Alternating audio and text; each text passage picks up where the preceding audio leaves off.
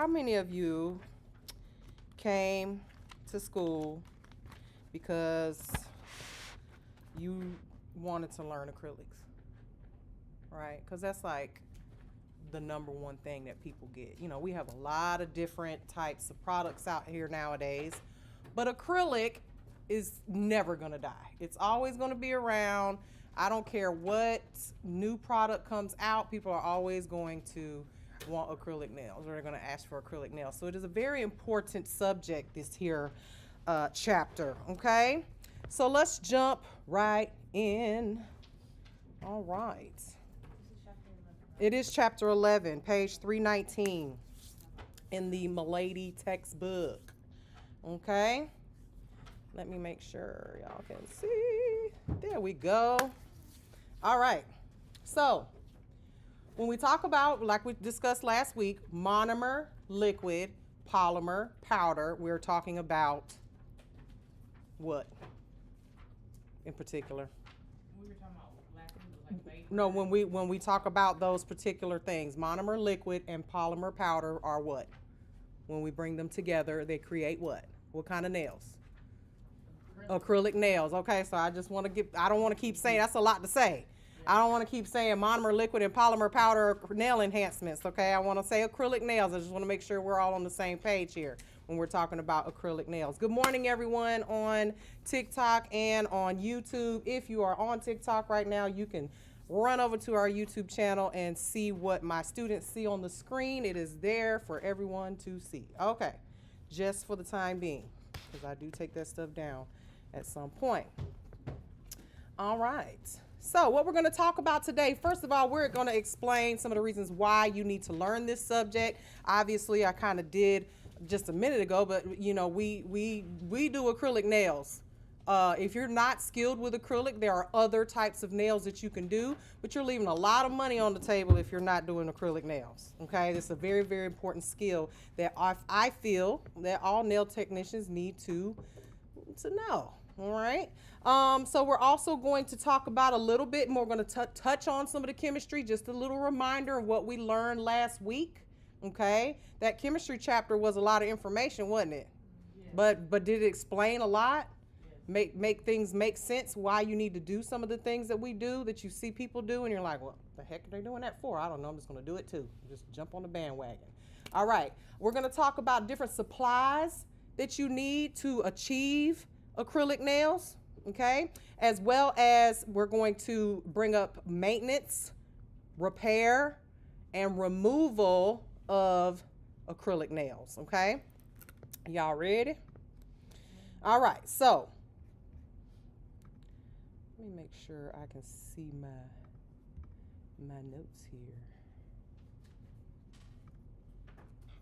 Okay, hold on, let me bring that back down. Let me bring that back. Now why I do that? Oh, y'all.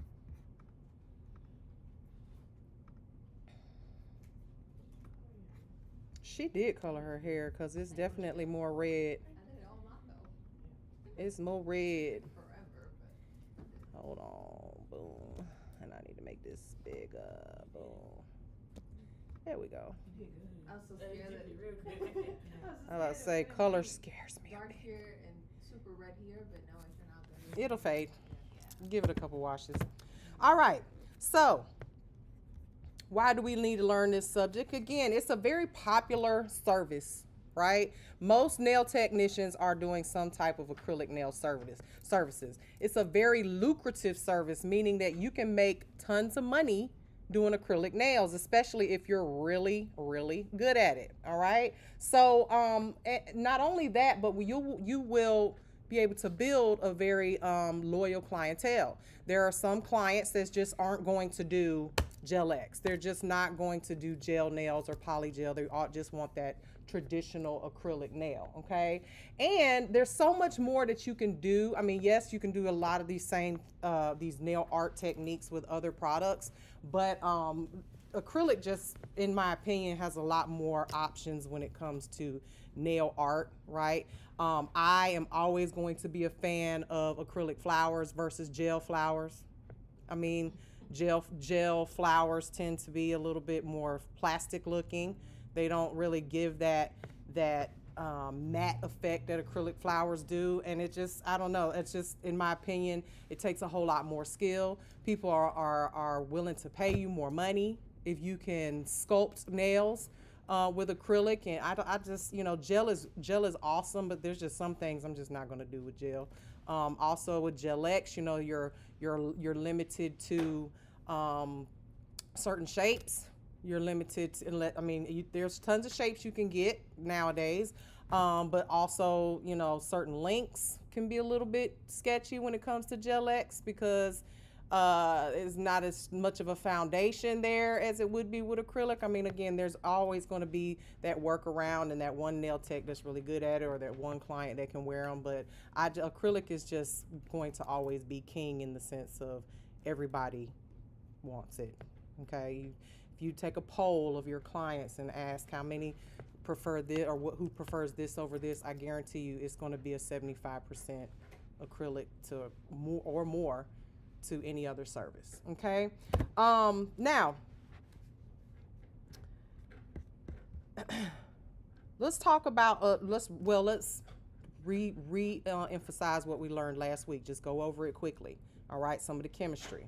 All right, so we've got our monomer and our polymer, right? Mono, if we didn't break this down last week, mono means what versus poly? One. Mono means one. Poly means many, okay? So we talked about polymer, the powder, many units. Mer means unit, okay? So monomer, one unit. Polymer means many units. Come together to form these chains, right? Remember the chains? All right, so liquid, monomer, and powder products can be used in several different ways. 4 of the top ways, or the most popular ways, is going to be number 1, a protective overlay. So we're talking about an acrylic overlay over your natural nails. The next way would be with some type of tip reinforcement, using a tip, gluing a tip down, blending that tip out, and applying the, you know, shaping it and applying the acrylic to the nail to extend it. The next way would be your sculpted nails, okay? Sculpted nail extensions, that's going to be using a paper or plastic or even a aluminum form to create the shape of the nail, and the shapes are endless. I mean, you can create any shape you want with a form, all right? And then the next way that we use acrylic with monomer, because we do also use acrylic with dip powder, right? But when we're using monomer, we're going to be using it to create little small works of art, like I just spoke of, the acrylic flowers, different shapes, all types of 3D with acrylic. It can be done. We didn't always have, you know, 3D gel and all that stuff. You guys are lucky all these new products have come out over the years, make it easier for you to do these things. Now, how do we apply acrylic? Can we just, like with dip, you're just going to sprinkle it over it or dip it in powder? How do we apply acrylic? With a brush. We need a brush. Now, the type of brush that you use will depend on your application, okay?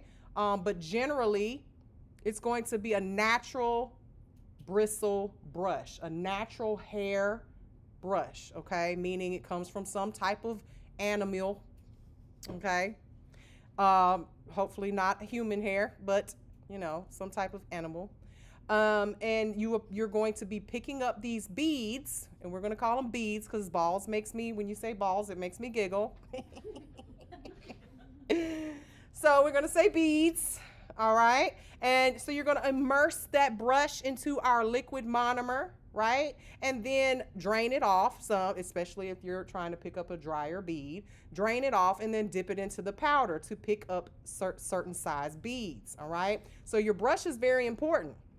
Without your brush, you can't do anything, all right? So the tip of the brush is usually touched to that dry powder. You pick up that bead, and then that small bead or medium bead or large bead, whatever type of bead you're using, is applied to the actual nail plate or the tip or the sculpting form to create your nail enhancement, and it's shaped and molded with the brush, Okay, now we talked about the different types of monomers that were out there, but there's one that we haven't discussed. Okay, what were the two types that we talked about last week, ladies?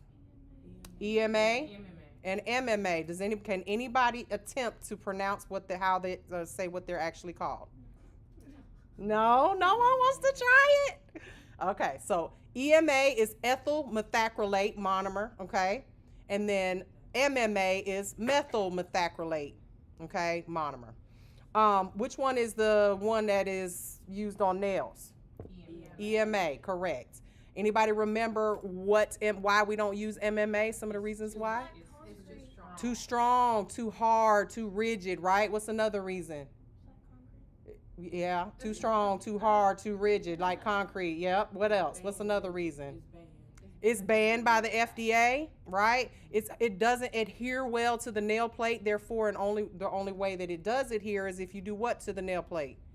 You gotta destroy it. You gotta literally rough that nail plate up to where it doesn't even barely exist anymore, right? Therefore, when you hit it on something, you usually end up losing the entire nail. It's very difficult to remove also, remember? It turns very sticky and gummy, and it's really not meant to be removed.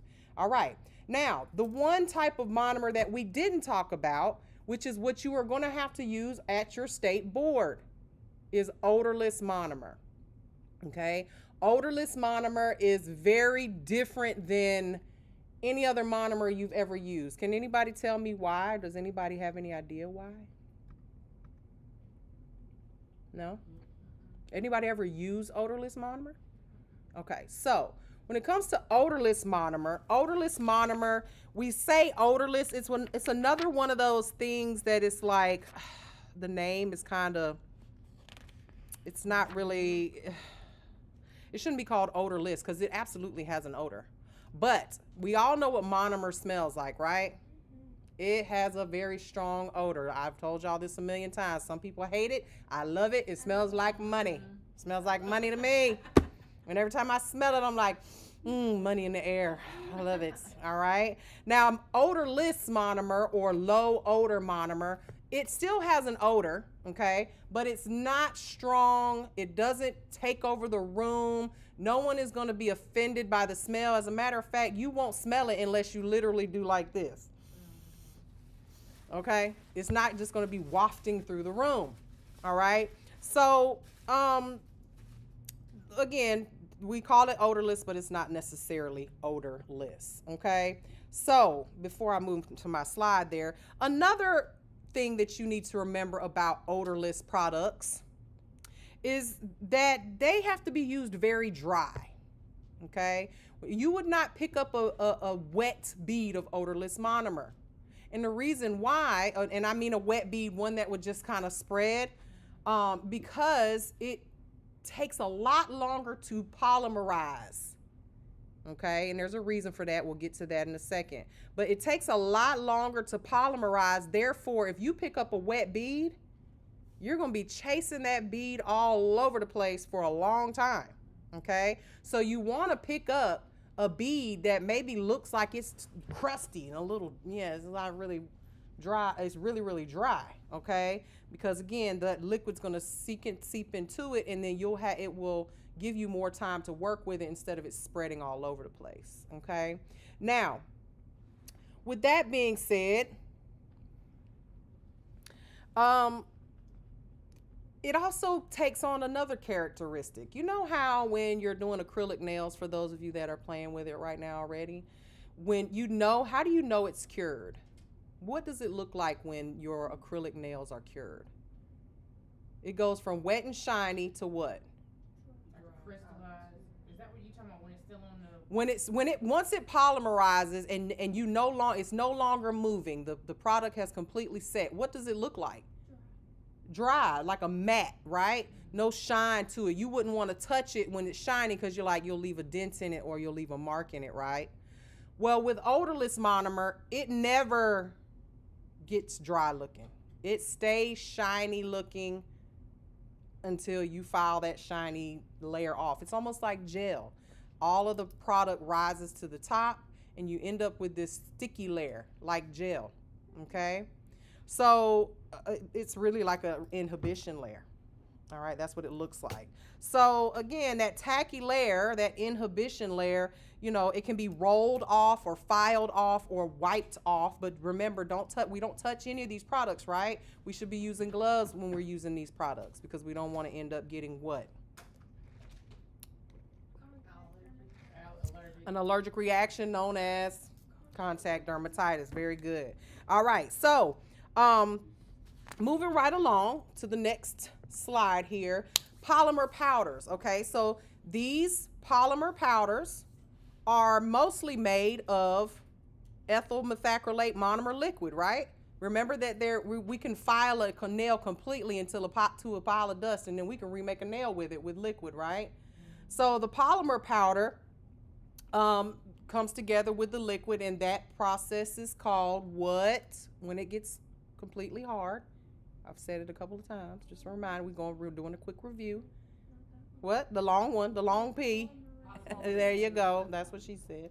So, polymerization, all right, also known as curing or hardening, okay? This chemical reaction creates the polymer. When it comes together, polymerizes, all right? With those little chains, remember the chains that are created? Now, how does this happen? Well, we know that the chains are formed by the monomers connecting to each polymer and creating these chains. But there is special additives that are inside of the powders, okay, that make this process happen. And it's also blended with these pigments that give you the color of your acrylic powder, right? So, not all powders are created equal. Have you ever noticed, and I don't want to like bash any brands here, but there's some brands out there, especially colored powders. If you've ever tried to play with them, they're really sticky. They don't really, once it takes forever for them to get hard, like they just kind of they're gummy. One that comes to mind is Glam and Glitz, aka Trash and Tricks, is what they call it in the nail industry. I've heard it called that. It's kind of sticky. It's not let's just be clear here. It's the cheapest powder you can buy in the nail supply. Okay. So with that being said, a lot of these products that are really, really cheap don't have a lot of those additives in it. They're mostly pigment rather than the chemical additives that are needed to make the product, work better for us, all right, or faster for us, all right. So you get what you pay for, all right. So just keep that in mind. Now, we talked about catalysts. Anybody remember what a catalyst is?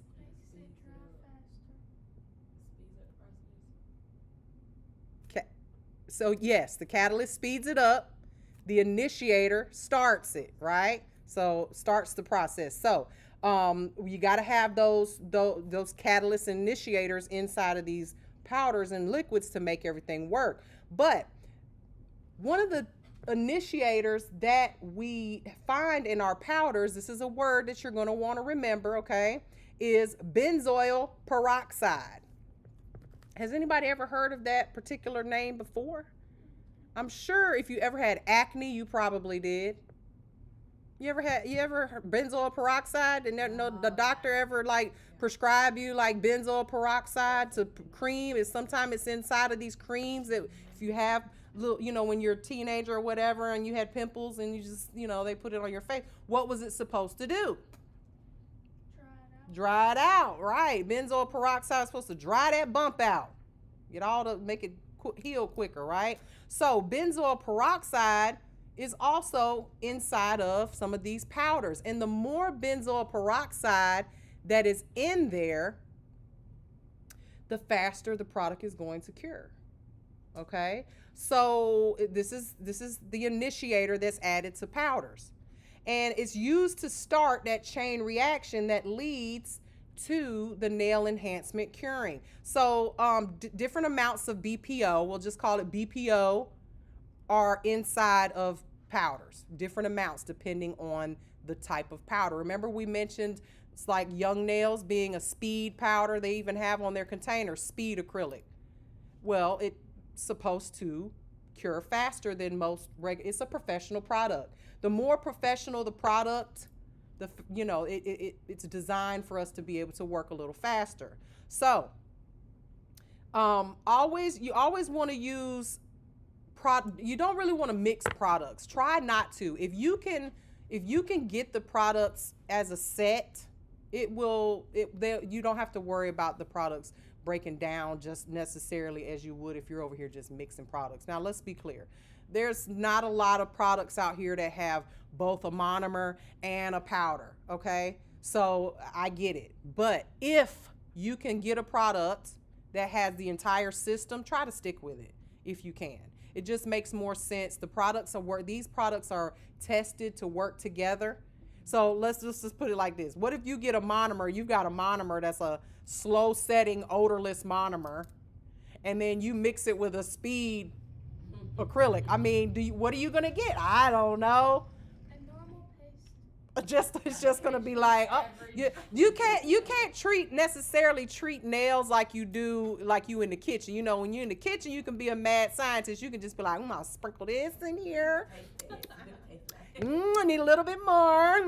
Now, it's kind of like baking. Baking is different. You cannot say, I'm going to add more baking soda because I think it's going to no, you're going to end up with a flat cake, or you're going to end up with a nasty cake or whatever. So, think of that. Think of doing nails as baking. You got to be precise with your measurements, okay? So try not to do that if you can, all right?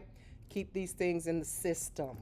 Now, we already talked about odorless monomer. I think I jumped the gun there, all right? So let's talk about the different type of supplies you need to do acrylic nails, all right? Number one, you got your monomer liquid. Now, we talked about these beads, right?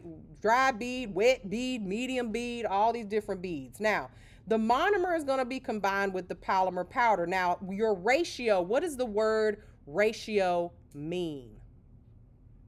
How much It's basically a fraction, right? When you talk about ratios, we're talking about half, a fourth, a quarter, 3/4, things like that, right? So the amount of monomer liquid and polymer powder that you use to create a bead is your ratio. And whether or not it is a dry bead or a medium bead or a wet bead will depend on how much liquid you have versus powder.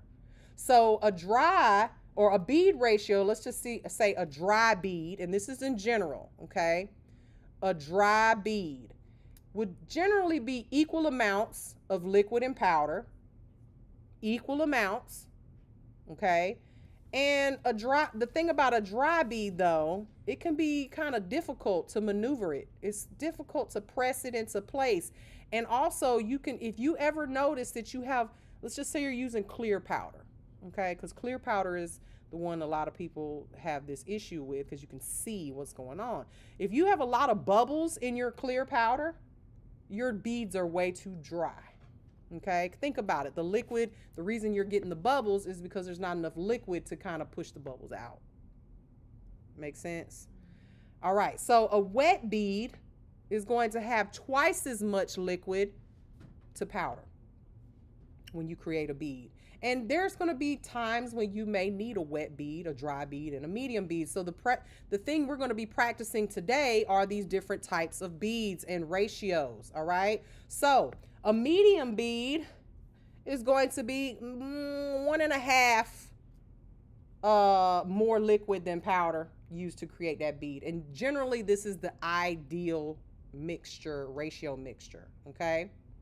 So this is going to ensure that you have a proper setting and maximum durability of your nail enhancement. If you create a nail with a bunch of dry beads, you're more than likely going to end up having a nail that is going to crack and crumble and fall apart because it's dry, right? It's just the acrylic never really mixed together well. Think about what would happen if you you're making a cake and you throw in the eggs and you throw in the milk and you throw in the vanilla, but you just kind of was lazy mixing it and you was just like, oh, I'm just gonna put it in the pan. It's just got still dry parts in it, clumpy and stuff.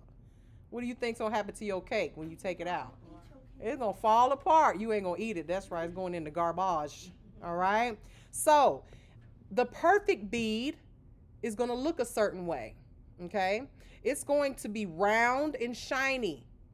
A perfect bead. Now you might get a perfect bead that's oval, right? Because the way you picked it up, right? But we're talking about beads here, all right? A bead is round, okay? So round and shiny when you place it on the nail. Now when you first pick it up, it should look like wet sugar is what I always say, like wet sugar. Once you pick it up and you wait a second, you'll notice that it turns into this shiny, pearlescent looking bead, all right? And once you place it on the nail, if it is shiny, pearlescent, and round, it's not going to run everywhere. Why? Think about our process of polymerization. If you just pick up a bead and you immediately drop it on the nail while it's wet sugar, what is going to happen to that bead? It's just going to run everywhere because it hasn't come together yet. You got to give it a second to link up a little bit, okay? Yeah, it's just gonna, right? Like a pancake. So if too much powder is picked up in the bead, the enhancement will cure incorrectly and it could lead to brittleness and discoloration. Whereas if you pick up too little powder, it can also be weak and the client risks developing some type of skin irritation because what do you end up doing when it spreads everywhere? It gets all over their skin and you're chasing it and you're trying to clean around the cuticle, right? Because you're holding the nail up like this instead of down like this and letting gravity do the work. You know, a lot of your issues with flooding is because you're not letting that hand lay downward. You ain't going to flood the cuticles if the fingers are tilted this way, right? Okay. So we want to try to not try to use something that's kind of in between. All right. Now, when it comes to powders, they come in a wide range of colors, right? You guys are so very lucky. When I first started doing nails, you had pink and white and clear. That's it. Now y'all got off-white, you got natural, you got hot pink, got every color spectrum of the rainbow you have, okay? So, they're available in large containers, small containers. You can get them teeny tiny, but huge, right? So some nail professionals will also blend their own custom colors. And this is okay to do. You just want to be careful when it comes to, you may end up, if you're adding pigments and glitters and things like that, you want to make sure you have enough acrylic actually in the powder to make the nail, not fall apart. This is where encapsulation comes in, and that's a whole nother subject, right? Now, clients are willing to pay just about anything for a custom set of nails, okay? And we're talking anywhere from, $100 to a few $100s for a set of custom nails, all right? One of my favorite nail techs, Zule, I don't know if y'all know who Zule is, but Zule has people flying in from all over for these double 3X, triple 3X nails that are custom made and all that stuff. We're talking $300-400 and they're flying in for a set of nails. People always laugh at me and they're like, no one pays that much for nails. I'm like, bullshit. Yes, they do. And they be the weirdest people. It be the ones that don't get their hair done, don't get their makeup done. They don't even go out the house. They wear muumuus all day, but the nails, honey, it's always the nail girlies. You know what I'm saying? So, those are my people. I ain't gonna lie to you, because the ones that get everything that are all the way put together, they don't care nothing about their nails. They do hair, wig, lashes. They don't care about their nails. They're just like whatever. I don't know. Nails is always the last thing for some people. Anyway, so just remember, whatever you're doing with this acrylic, just most manufacturers have instructions when it comes to their enhancement products, and they may differ slightly, right? Some may say that you don't need a primer. Some may say My system is actually primerless. You don't have to use a primer, but I still sell a primer because I'm old school. I don't want a primer. I won't double it. That's why my products don't lift that if you prep them properly. All right. Now, keep that in mind when it comes to certain products. Now, what did we say nail primer does? What is it for? It assists with, what's the word? Adhesion. The Spanish people over here messing up. Adhesion, right? We want to make sure that we avoid getting it on the what? Please try to avoid getting it on the skin. Why? What does it have in? And most of them have, well, all of them have it in it. It's some type of acid, right, which can burn the client's skin. All right. Now, we got our acid and non-acid, but again, we're just going over that briefly.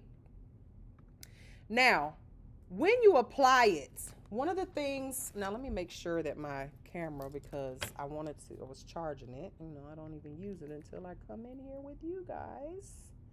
Let me turn this on so I can kind of give you an idea of how you should be applying this. Let me go overhead here. This should be, hold on y'all, camera, and that should be this one. Okay, let me pull this out. So when you're applying primer, y'all, and I've got a little, this is, y'all can see that this is my primer, right? Hold on, let me, boom. All right. So when you're applying primer, before you put it on the client's nail, always dab it off onto the paper towel, okay? Because then when you apply it, it's not going to run everywhere. You do not need to get really, really close to the cuticle area. Just apply it to the nail and don't leave maybe 1/4 of a millimeter away from it, and then it will spread to where it needs to go. Okay, you may be able to use with just one dab, right? You dab it on here. You may be able to, let me make sure, there we go. You may be able to put this on this way. There we go. On all 5 nails here. You may be able to actually get all 5 nails. Oh, sorry. There we go. All right, with just one dab. A dab will do ya, as my mama used to say. A dab will do ya. You don't need to do that as an entire, one drop into each for each nail. Okay. Now, a lot of times the brush on primers. Have you guys ever seen Tammy Taylor's product? She has a teeny weeny tiny little brush on the end of her primer, just to make sure that you don't pick up a lot of liquid, okay? Now, we're already on that slide, moving right along. Abrasives. What do I mean by abrasives? Well, that's going to be your files. You're going to need files to be able to do acrylic nails, especially shaping them, all right? Now, you got, folks, these folks, they love to say, oh, no shaping done yet. Good, girl, good. Go on and bust out that file because you got to shape it anyway. You know what I'm saying? It's like, no, I'm just saying, it just kills me. But like, no shaping, no acrylic only. And I'm like, and you still got to file it. But one of my favorite sayings is lay your acrylic like you don't have a file. That way you don't have to do so much work. But at the end of the day, baby, you still got to file them nails. Congratulations, you laid them very nicely. Now put some polish on them. I'll really be impressed without filing them. Okay, that's what I thought. Bust that file out, girl. People are so funny. All right. Now, when it comes to files, we have a word, the word grit. What does grit mean? How coarse, how rough. Right. How coarse, how medium, how fine, whether it's a buffer or a shiner, right? So grit refers to how many grains of sand are on that file per square inch. So if I say it's 80 grit, if you take a square inch of it, you can count 80 little grits. No, I'm just kidding. Don't go counting it. But you know, but that's basically what it means, right? 80 grits per square, 80 little grits per square inch. That thing a little tight. My stomach hurt. All right. And when it comes to nails, you guys, please never ever use anything less than 100 grit on the natural nail. Okay, I don't even like using more than 180 on the natural nail. The natural nail, we got to preserve it, right? If you're using an 80 grit, you are destroying that nail. That is way too rough. Yes, you can use that on an acrylic nail, but why the hell do you need to use an 80 grit on an acrylic nail? Unless you're trying to remove it and you don't have any e-file to help you like soak off. Trust me. Thank God the state board changed. They removed that soak off. That was the most stressful part of the test. I ain't gonna lie to you, because you had 20 minutes to remove one nail that you just laid, and you don't have an e-file. So I would put 80 grit files. It's on a mannequin hand, so who really gives a damn, right? An 80 grit file in the little pack so that you could file that nail down to nothing in a very fast manner. Because again, imagine the soak off being the most stressful part. Because a lot of girls would get there and it would take them the whole entire 20 minutes to get one nail off, because you don't have a big soak off bowl with a bunch of acetone in it. You've got a little foil pack with some acetone on a cotton ball. No real human, so the heat is not there to help it move faster. So it was really like a waiting game. You just had sat there and waited for soap. And you're like, oh my God, I don't have no timer. I don't know how much time I have left. And you're just like, very stressful. Okay. They took it off though.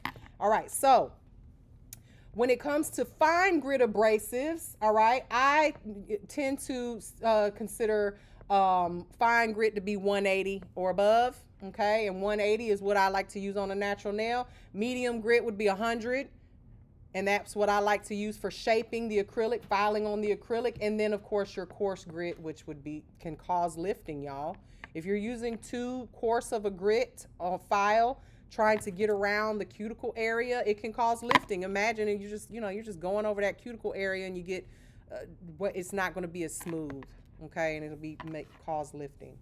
All right, now one thing, the lower the number, the finer it is. Now, one of the things that I like to do when it comes to files, and I'm going to show you guys what I call seasoning the file. The lower the number, the coarser the file. Did I say it wrong? Yeah, you said the finer the higher the number, the finer. The lower the number. So an 80 grit would be really, really coarse. Right. So this is a 100 grit and an 80 grit, right? So what I like to do anytime, now, are these disposable and reusable? Disposable? Okay. I mean, are these one-time use or multi-use? Sorry. One-time use, ladies, okay? These are cheap. They're going to cost you about 10 cents a piece. Quit being cheap. Throw them away. Okay, a new one for every client. Plus, I don't know how y'all do it. I can go through like 2 of them with one client just because I do. All right. So seasoning your files, because a lot of people this is when you're a new nail tech, because you're playing on your nails, your fingers get ate up, don't they? Mm-hmm. Yeah, they get ate up. And it's usually because you're filing and hitting the cuticle, right? It's even when it's rounded like this. So the best thing to do, I always take a file and I do what I call seasoning the file.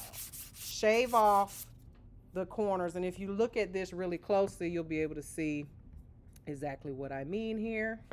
All right, take the file, and I'm like, why is this? Because it's upside down. That's why. Here we go. There we go. I'm like, it's upside down. I don't like that. All right, now take the file and remove the sharp edges. Okay, and here I want you to touch that side and feel both sides. Feel both sides. You see how sharp that one side is versus the other? Make sure that you do that on all 4 sides of that file, okay? And it will prevent you from cutting your client's cuticle area, and because you're going to get in there. You really want to get in there and shape it good. You're going to get in there with that file. Y'all, e-files are, This heifer. She said, I worked last night till 6 a.m. I ain't getting up. At least you here. That's all I'm going to say. I'm here and I'm awake. She's here and awake. And away. Hey. Some of them folks be here, but they don't be awake. Or they be here, they be somewhere else. Don't leave.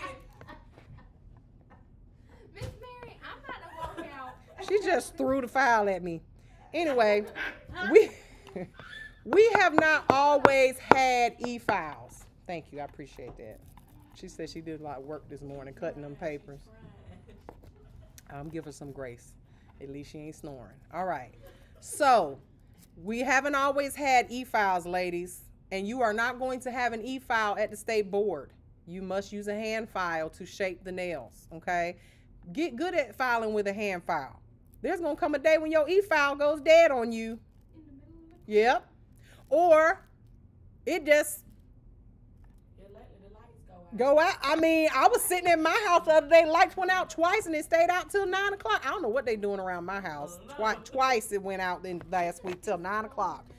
But you need, and hopefully you have it charged up, but like me, I don't charge it until the morning. I'm about to get ready to do nails. Just plug it up. Well, 15 minutes ought to do it. Sure. If Doing right, but you can't do everything you need to do with an e-file. You can if you're, very skilled with it, but in general, you're not going to be shaping the tip of a nail with an e-file. You can, okay, because somebody be like, well, I do. Well, good for you. All right, but us new nail techs that just started yesterday, we need files, all right? So you need to get accustomed to using a hand file, okay? Now, buffers, they come in all different grits as well, and different sizes and shapes, all right? So up here, usually the colors will tell you. Me personally, I'm a purple girl when it comes to the buffers. Those tend to be like in between coarse and like medium. All right. Here's another thing you want to do. Be very careful because they will change the shape of your nail. If you buff too much with it, or especially on the corners and the sides and all that where you're shaping and everything, be very careful. It will change the shape. Also, do the same thing. Season your buffers. You will cut the hell out of somebody with a buffer that hasn't been seasoned. Take the sides off. Take the edges of it off. All right. Now, you're also going to need nail tips if you're using tips. If not, you'll be using forms. We will practice both of these. We're going to spend the next few weeks with acrylics, okay? Tips are applied before you apply your dehydrator and primer, right? You don't want to put dehydrator and primer. You could do dehydrator, but you don't want to put primer on before you try to glue the tips.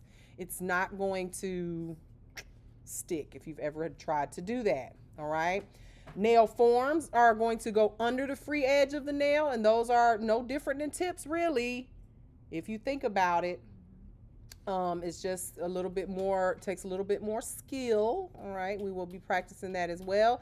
And you're also going to need a damping dish. Now, here's the thing when it comes to monomer. Monomer is one-time use. You should not be, why do I feel like I talk about this woman all the time? I feel like I just need to have a conversation with her. So lovely Mimi, I don't have one because I don't do this shit. But she keeps a big jar like this of MMA, liquid, and just for everybody. Kind of like when you go to someone's party and it's always that one person that's like dipping in the chips. Like, get your dip and put it in your plate and eat your own dip. We don't double dip, right? Same thing with monomer. We do not double dip. This is why, and I know it's annoying, nobody likes to use the little tiny, jars and everything, but you should be using a smaller container. You guys are going to, this is all y'all stuff today. You guys are going to get this one that has a little top on it, which is very convenient, okay? Especially because you guys are going to be using it on mannequin hands for a while, right? And you may use too much, and we don't suck it back into the jar. We don't put it back into the container That's disgusting. Okay? So how do we dispose of it? Someone said Mimi is funny but dangerous. You need to stick to the funny. I get so tired of people. You know, Loveland, girl, yes. I condone nothing. Okay? Oh, how do you get, you saying how do you dispose of monomer? Let's just say you get down to the very last little drip drop that's in there and you're like, okay, now what do I do with it? We're going to take a paper towel, soak it up, throw it in the trash, y'all. If I catch y'all, because I done caught a couple of folks and I go a little nuts, so if I catch y'all pouring chemicals down my sink, I done repair that, and it's that sink because it's the closest one. Y'all too lazy to go to the middle one or the one on the end. That sink has been repaired 3 times. I ain't repairing it no more. I'm going to send you a bill. All right? If I catch you doing it. Now, I got 1, 2, 3 cameras in here pointing right at that damn sink. Okay? No monomer, no alcohol, no acetone, no chemical, nothing but watery and soapy. Okay? That's it. I don't know how else to say it. It's how you say it in Spanish. Nothing but water and soap. Agua y jabón. You heard that? Agua y jabón. I'm going to beat y'all. I'm tell you right now. All right. So soak it up with a paper towel or a cotton ball, something, right? And if what in here, you know, you're going to have to put some, you need to have gloves on when you work with monomer anyway, right? Period. All right. So, when you are using multiple colors, let's just say you're doing a glitter nail with an encapsulated glitter, and then you need thank you. I got a little cowboy hat. Sorry, y'all. The TikTok, it just trips me out. Somebody gave me a cowboy hat. Riding cowboy. All right. You're going to want to have 2 separate dapping dishes, right? Let's say you're doing pink and white. Jasmine, do I crack you up or something? She like, I can't breathe. Stop looking at her. Look at me. Well, then look at your book. All right, so you may want to have more than one damping dish so that you don't contaminate the colors, right? For instance, pink and white nails, generally you're going to have a very bright white. If you're doing, let's just say you're doing a French, right?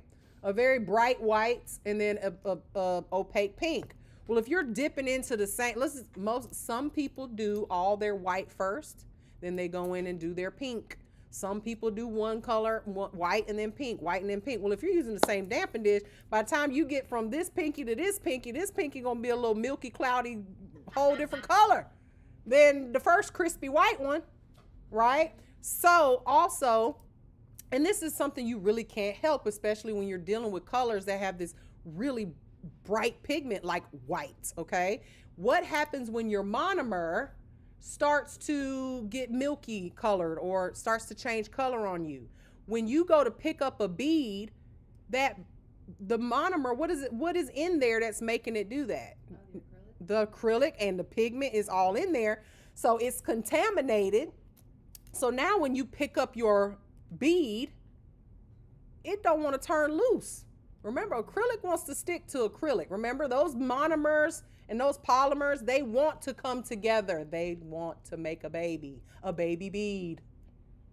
And if you've got monomer in the liquid, acrylic powder in the liquid is mixed in there, then it's not going to want to turn loose. And then you're over here trying to get it off, and you're beating the nail, and next thing you know, you've got acrylic all in your brush. This is why you guys get these, which a lot of students love these brushes. They're like, these are the best brushes ever, and they're like $10 brushes, okay? They are cheap, but they work very, very well, and I'm not giving y'all no $50 brush so you can tear it up the first day of class, okay? That is so rude of you. You see rude when I make you buy another one. Because brushes are probably the most expensive tool that you will buy, But if you take care of it, it will last you a lifetime. I have brushes that I have had for 20 years. Still use them. Okay? So keep that in mind. So our brushes, remember, natural hair is the best. If you are buying brushes that have synthetic fibers in them, remember those are be like a plastic fiber, like Canacolon or something like that. First of all, you'll know they're very cheap. They're usually very shiny. They look just like that Canacolon hair that we put when we're doing braids and stuff like that. So natural hair is best. Kolinsky, Sable, or a blend of both is what you should be looking for. And usually the brush will say on it that it's made of Kolinsky or Sable. Does anybody know what Kolinsky is? Have you ever thought about it? Because we're like, oh, Sable hair, Kolinsky hair. Is it like some type of mink or something like that? You wish. It is literally like a little rat. It's a weasel. Kolinsky hair comes from a weasel. A weasel. You can look it up. It's a cute little furry animal, but yeah, it's still a rodent. It's a rodent. Okay? It's so sad, and we're going to keep using it. I like cows and pigs too. They taste yummy. Yummy, yummy. All right. So, the shapes and size is very important. That's what she said. Brushes are usually oval, okay, or square, okay.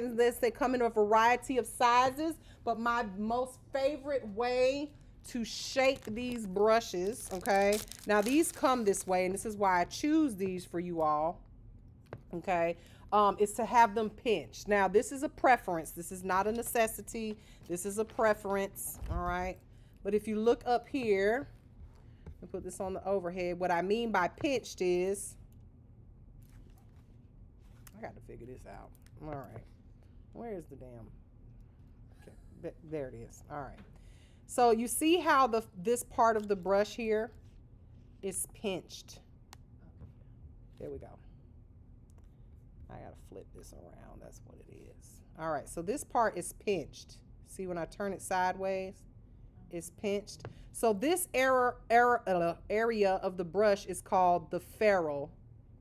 The ferrule of the brush. All right. When you are using this brush and dipping it down into the monomer will go up in there. So you got to remember how this brush is put together. It's just put together with a bunch of glue, and they shove it up there, and then they pinch it, okay? So if you are soaking your brush in acetone overnight, what do you think is going to eventually happen to your brush? It's going to fall apart, okay? So we want to take care of our brush. Soaking it in acetone is not advisable, okay, for long periods of time. All right. Now, if you get monomer in there, big clumps of a hardened acrylic in there, then you have really no choice but to soak it a little bit, but you have to baby it. It would be like if you got glue in your hair. What would you do? You would cut it? I ain't cutting my damn hair. This hair costs $300 a bundle. My hair's all natural. My hair cost $300. I'm not. Jasmine, yours is all natural too. My real hair. This my play hair. Girl, get on. My hair is all natural. Okay. This is my hair that I have. Anyway, so I know you do. So how do we clean an acrylic brush when it's got acrylic in it?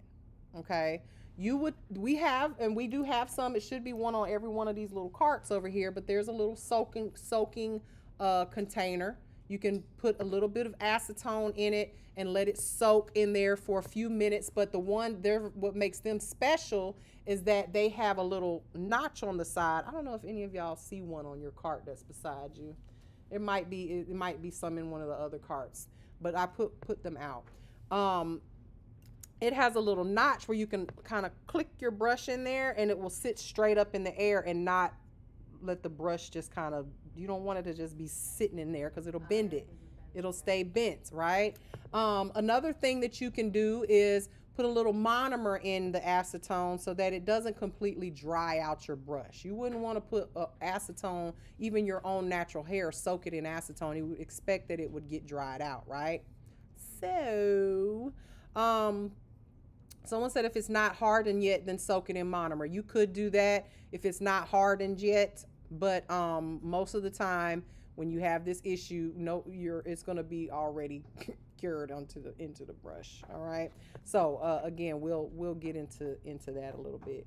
Now, the number 8 brush is most commonly used. Okay. Now, when I say most commonly used, I mean by professionals, because the most common brush that I see is a size 22, 24 in these nail salons, because they're picking up a huge bead and they're laying it down and they're just blah, blah, blah. And then most of the acrylic lands on the paper towel.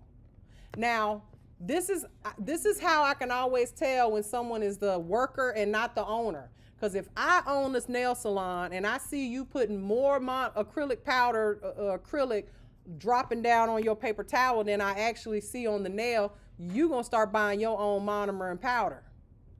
Because that is wasteful.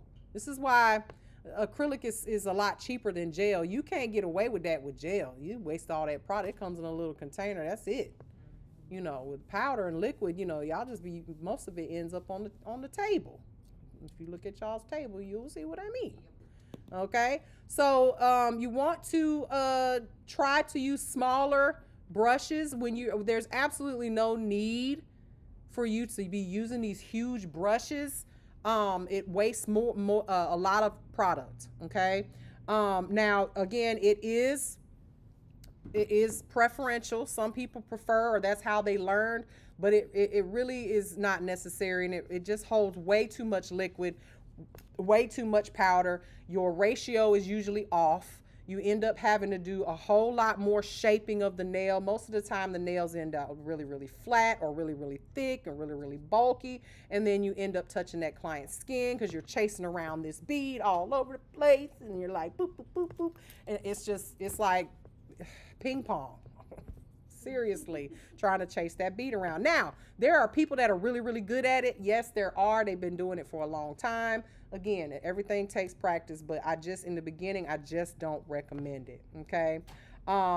You want to make sure that you have, which I had Olivia over here cutting. Her job this morning to stay awake was to cut some of these puppy pads. All right. I like the puppy pads. If you don't have, and the reason is because they're plastic backed, to keep the puppy pee from getting on your floor.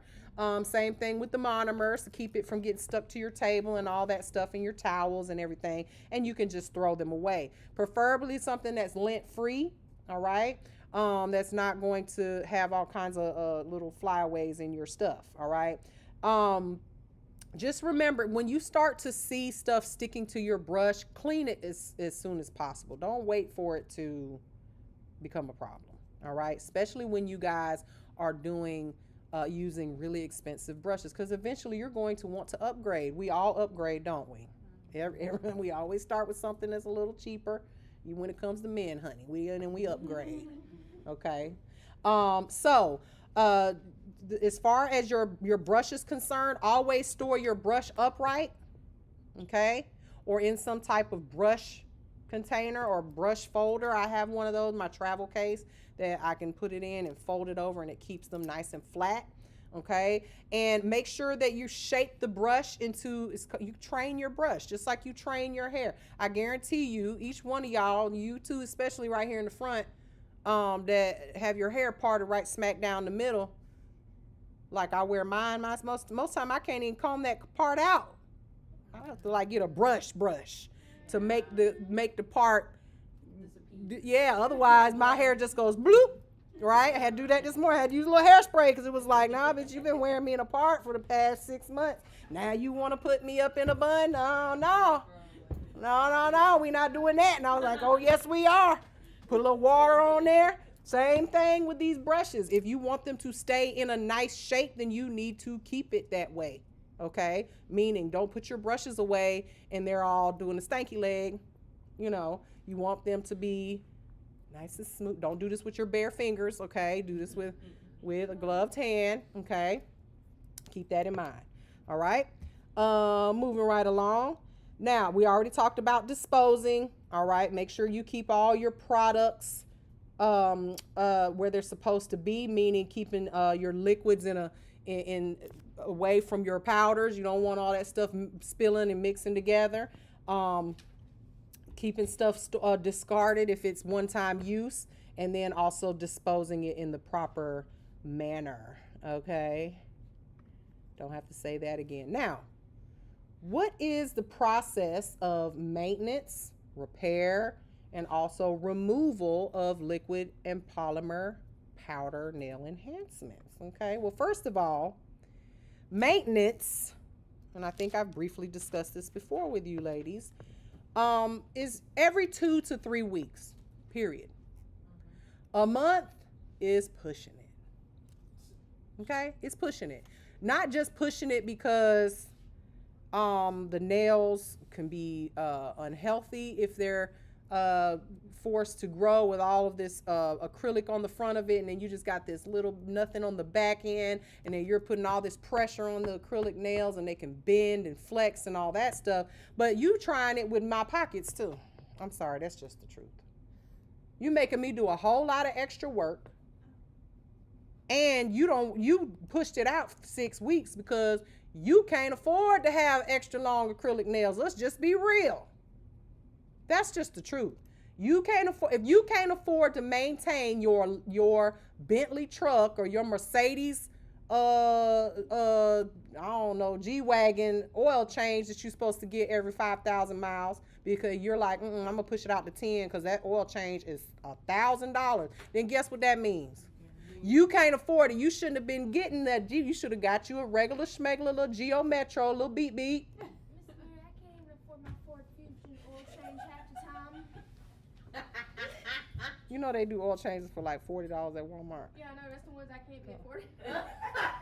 She like, I can barely make my payment every week. And you talking about an oil change. Okay, so let's just be real.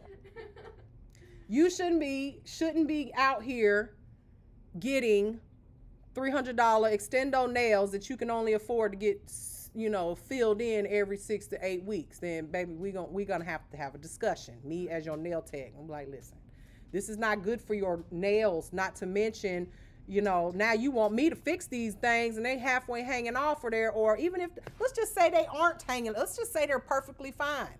I now have to use 3 to 4 times more product than I would have had to use if you would have came and maintained these nails every 2 to 3, maybe I even give you 4, but 6, 8, you pushing it. You gonna have to go somewhere else. So you charge more? I absolutely do. If you have a 6-week fill-in, matter of fact, at that point, I may even tell you, depending on how many broken nails you have, you're gonna have to soak them off and come back next week.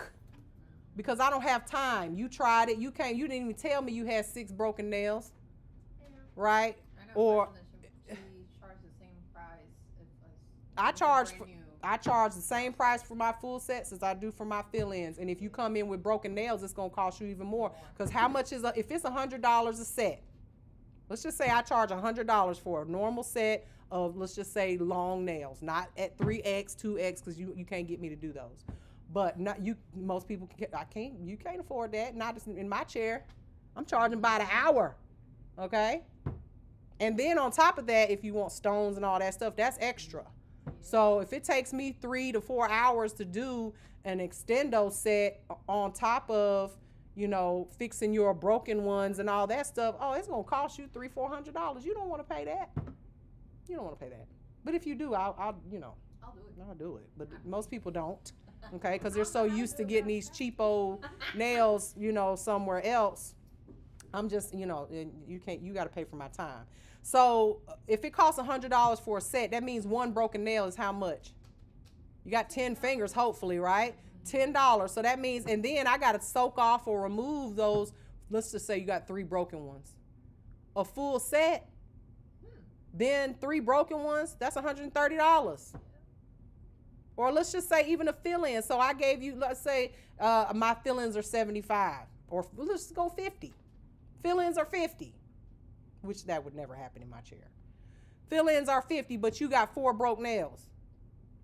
So you would rather pay, see, let me just give you my outlook on things. When I had my Tesla, right? God bless the dead, Bessie, rest in peace. I miss her so much. Yeah, I love that car. I love that car. What happened? Someone hit me in the back and totaled it, right? So they were like, well, we can fix the car. This is what they initially said. We can fix the car. It'd be like $30,000 to fix it because the battery was, I would have had to put a whole new battery in there. And I'm like, well, damn, you know, you can get a whole nother car. A whole brand new one, $30,000. For, I mean, so when I bought the car, it was 80 grand. This was when the Teslas first came out. Well, after I had it a year and a half, they went down to 50. Yeah, because when the Teslas first came out, nobody had an electric car. Then everybody else started making electric cars. And now this, I was kind of glad that it got totaled because I was like, damn, I could buy a whole brand new one tomorrow for 50 grand, right? So anyway, it got totaled or whatever. Now, I wouldn't, you're not giving me no busted up, I don't want a refurbished iPhone. I want a new one because the refurbished ones, $500, a brand new one, $600 or whatever. You know what I'm saying? Give me a new one. So if I'm going to charge you $90 for a fill-in because you got 4 broken nails, hell, you might as well soak them off. Let's start fresh, baby, brand new set. Because these 3 ones are never, the repaired ones are never going to be the same as the other 6, right? So, I mean, so me personally, I'm going to charge you. I bet you'll maintain those nails. If you think that you're going to get a cheaper price if you wait longer, then, and I tell you, no, it's the same. It's going to be more, actually. I'm going to charge you an extra $20 for waiting 2 more weeks. You're going to get in there, ain't you? Especially if the price was the issue. So just make it make sense. You know what I'm saying? It doesn't make sense. For fill-ins are a lot of work, and there's a reason why a lot of these nail techs, and you will see them, I don't do fill-ins. Well, I know why you don't do fill-ins, because they're hard. They're not easy, and you don't know how to do it. To make the nails look, the broken ones look like the old ones. Sometimes they end up hooking over a little bit. Oh, well, how you gonna fix that, boo? Oh, you mean you got to do a backfill and you got to rebalance those nails? Oh, you don't know how to do that. They didn't teach you that. Oh, okay, that's what it is. So we taking them all off. We get a new set every 6 weeks. Them nails be toe up. Yes, sir. Toe up. All right. 10 layers of nail plate. 10. The 10 layers. That's left. That's all you got. You know, and then they didn't soak them off. They did the Me special every 6 weeks. Come on, y'all. So someone asked a very important, what's the difference between a backfill and a refill? Okay. So again, a refill, that's filling in the back of the nail, right? You talking about Right, close to the cuticle. Now, a lot of nail techs will call a backfill the same, or would call it the same thing, right? But when you're doing pink and white, so back in the day when we did a lot of pink and white encapsulation or fully acrylic nails, what did you do when the white started growing out and you did like 4 fill-ins and the white is now way up here, but the pinks and the white is supposed to start at the free edge area, right? Well, that part grows out too. So after about 2, you might get away with it the next fill-in. It doesn't look too bad. But then after the 3rd fill-in, that white part is the little French part isn't even attached to your nail anymore. So what did you have to do? Well, back then, we would have to file a ditch in the nail, literally in the middle of the nail. File it till it was almost gone. And then relay the white right there into that little smile line area and then fill in the pink in the back. So it was like doing 2 fill-ins. It was a lot of work. You know, nails used to be real expensive back in the day for a reason. You know, we didn't take off acrylic every 6 weeks like these girls do. You know, me personally, if it needs all that, we're doing a fresh set, baby. We're gonna soak these off and do a whole nother set because I'm not doing all that work. That's gonna cost you. Okay. So, but there is a difference between a fill-in and a rebalance. Okay, backfill and refill can kind of be the same thing, but a rebalance, like I was just saying, a lot of times, and I know for my nails personally, when I have my nails on for a while, especially this finger right here, it does this, starts to hook over. I don't care what kind of nails I have on, my nails, it will start to curve. Some people have nails that naturally curve. So if a client has had their nails on for a while, they start to curve over. Well, the look it may look funny, especially if you did sculpted nails, because they started straight and now they're doing this. Okay, they don't ever do like a nice gentle curve. They just kind of go burnt like that. So in order for you to make the nail balanced again, because that's not the proper structure of a nail. A nail should be straight out in order for it to not break. If you have curved nails and you got acrylic on them, generally they are going to bend and break right there at the pressure point in the apex of the nail. So a properly structured nail needs to be straight, okay? Yes, curved nails are a look. Yes, they're cool, they're pretty, they look good, but they will lift in the back and they will break at the apex, at the free edge area. Generally, that's where they break because they don't have the proper structure. So in order to get that structure back, you have to rebalance it if you're not going to do a fresh set and cut their free edge off. Some people just love to see that little nasty yellow nail growing out from underneath their nail. They love it. Don't you, Jasmine? She like, I love it. I like to see my growth. I don't like it. I cut it out. I cut it out. My clients be like, oh, I be like, too late, it's gone. Sorry, it's gone. No, I clean out from under there. Because that nail tends to, think about what's happening. It's shrinking and it's expanding. It's shrinking and it's expanding because you're taking a shower, you're drying off. You're blowing drying your hair, it's wet, now it's dry. So what that nail does is it eventually detaches from the acrylic. And it's just a flapping and it's a catching all of the baby poop and all of the dirt and all the everything that you touch, digging in your nose, all of that stuff is gone. It's under there. So, and then it's all yellow and you're like, oh, that's my natural nail. No, that's nastiness under there. It needs to go. So I usually take an E5, and my clients don't even complain. Some of them, they be like, oh, it's all right, girl. If you wanted natural nails, you should have went somewhere else. We don't do that over here. We do artificial nails over here. You want to grow your natural nails? Soak this off and let's do an overlay. At least they'll be clean, right? So anyhow, I always file that part out. But what you do with a a rebalance is you apply the acrylic, you make it go up, because if the nail's doing like this, I have to draw it. I have to draw it, okay? So the nail's doing like this, right? You got your finger. All right, so the acrylic nail starts to do this, right? And this is just because of you've had it growing for a while. In order to rebalance it, you're gonna lay your acrylic, you're gonna lay it like this. Really thick, okay? Then you take your E-file and you shave all of this off to straighten it back out. So now all that's gone, and this takes skill, this takes a lot of skill. All of this is, you're gonna take your file and file underneath it, or you might even hand file it, and all that's gone. Then you take your E-file and you go right up right here, so that now this thins out. Of course, you lose a lot of this natural nail that they so proud of. Who cares? It's gone. We don't care about that natural nail. We're not natural nail techs over here. Now, that might be if you a natural nail tech, there ain't gonna be no acrylic on the know-how, right?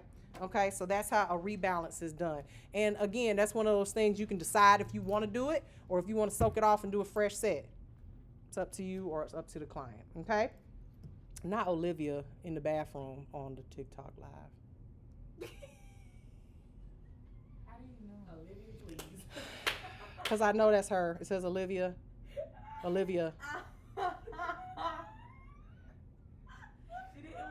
She didn't want to miss, so she's on TikTok in the bathroom. I love Olivia.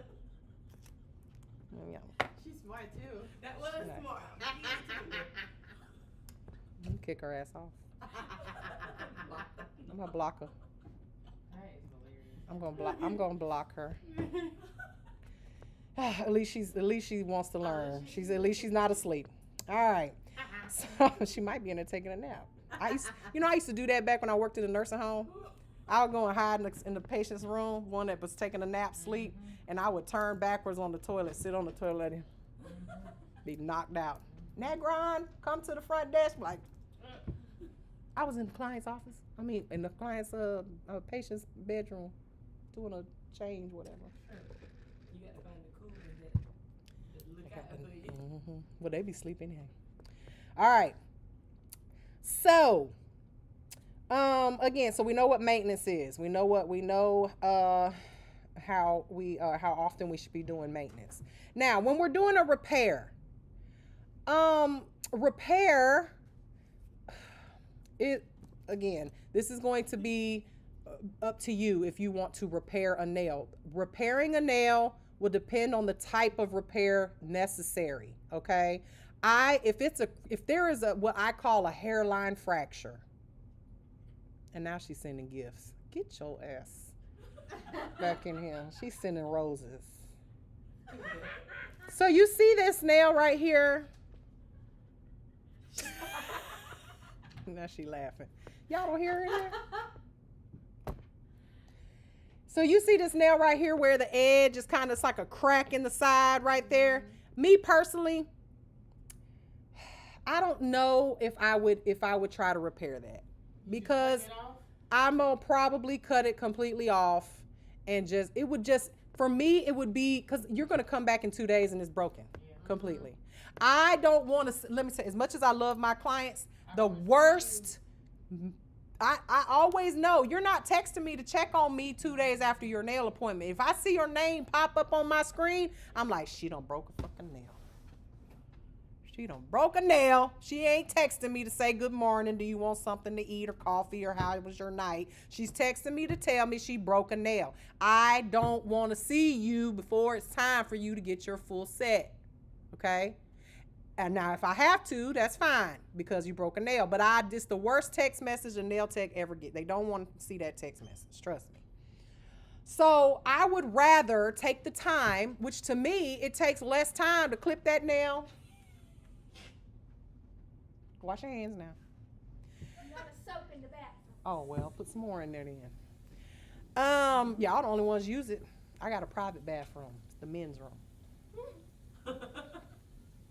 I keep it locked and everything. I don't want y'all in my private bathroom. Even the men got to use y'all bathroom. We don't have a women. It's a unisex bathroom. I got a whole private bathroom in there. Have you ever had a man take your class? Well, he was a man during the day. Oh. He was sexy red at night. Ooh. I can't remember what his drag name was, but yeah, we have had a man. I would rather just file it, clip it, put another one on there. It won't take me 5 minutes to get it completely filed down with the e-file and start fresh. Okay. So it's up to you if you want to fix it. Now you can use a form in this case. It would probably be better to put a form underneath there to try to make sure you can make it smooth in that little cracked area. But again, I don't want no busted up Tesla. Give me the new one. Just, I'm gonna charge you $10 to fix it. So might as well just get a new one. If I'm gonna charge you to fix it, get a new one. That's just me personally. Now, when it comes to my booking, when it comes to my booking site, I always leave extra as far as add-ons for repairs. And I always, because a client will say they might have one nail broken when they book the appointment, but by the time they get to you, they got 3 more broken, right? So one nail repair, I always put like maybe 15 minutes for one nail repair, because it may be something you can fix, right? But then again, they may end up with 3 or 4, and it might take you the whole 15 minutes to, hopefully they don't have 3 or 4. We need to have a conversation if you're breaking 3 and 4 nails every time, because you probably need to cut them things shorter. I don't like to say that your nails that's too long for whatever. Your nails are too long for your lifestyle, okay? Like I got a client, bless her heart, she used to get, before she had her baby, she used to get her nails medium long and just all kinds of stuff on them. We used to have fun every time she came. Now she done had a baby. And she's like, Mary, I got to wear them short. I'm like, okay, well, we did them short. But to me, they were short. To her, they were extremely short. But they wasn't short enough for that baby because she came back with three broken nails. And I was like, well, what happened? She said, me and the baby got in a fight.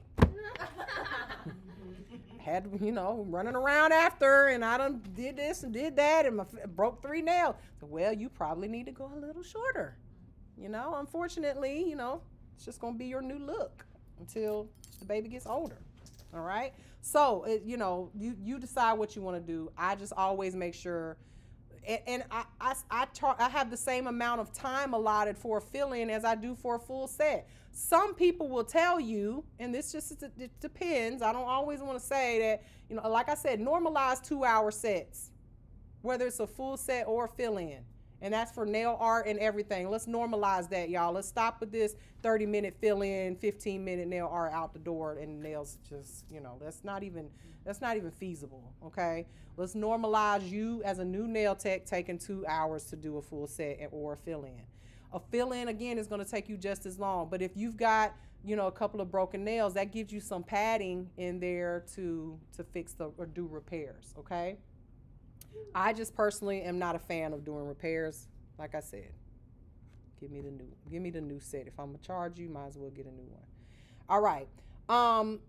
Be sure to make, when you are looking at these nails that you're choosing to repair, to make sure that they have the right structure, okay, from all sides. Make sure that that product is completely cured before you remove the form, so that way you don't mess up the repair that you just made, and making sure that you shape that nail properly. A lot of times when you do repairs, the nail is not going to end up looking exactly the same as the older nails, which is a lot of clients will complain about that.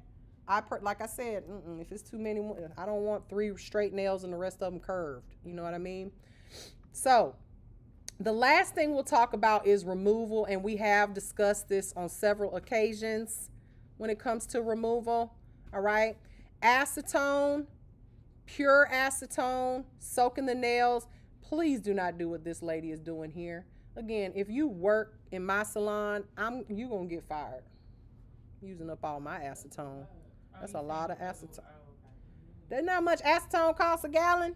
Talking 10, 15, sometimes $20 a gallon.